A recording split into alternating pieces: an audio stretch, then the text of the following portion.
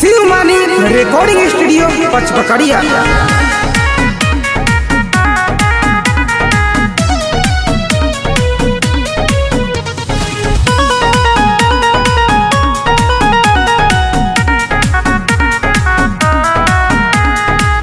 काहे तना रोवतारू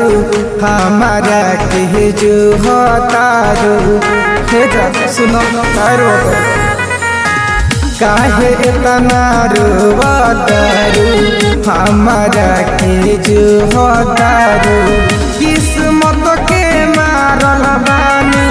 कम के बोझा ढोवतारू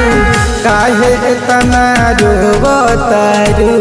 हमारा के जो होतारू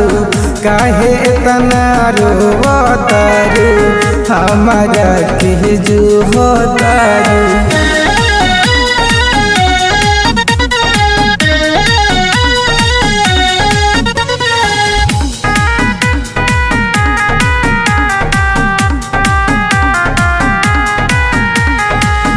नइखे मिलन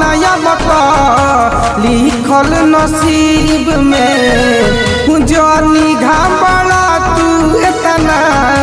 पढ़ू हमारा दिल में बोला नइखे मिलन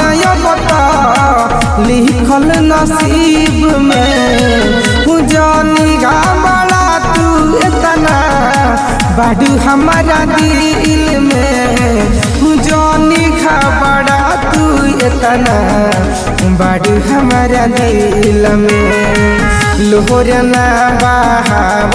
इतना गम के आंसू पिया तारू किस्मत के मारल बानी गम के बोझा ढोवतारू काहे इतना रोवतारू हमारा के जो होतारू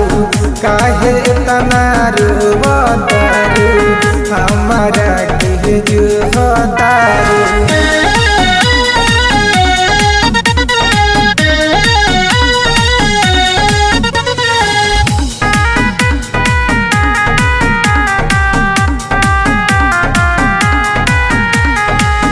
जिए ना दी जिंदगी दुनिया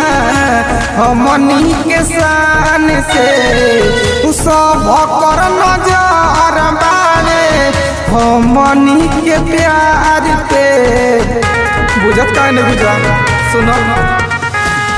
जिए ना दी जिंदगी दुनिया हमनी के शान से सब कर नजर बारे हमनी के प्यार पे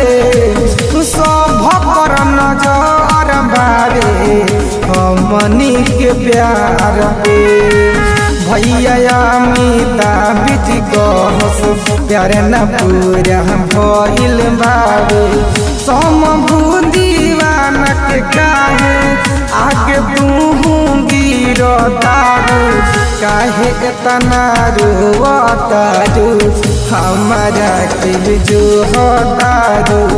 काहे इतना रोवतारू हमारा के जो होतारू।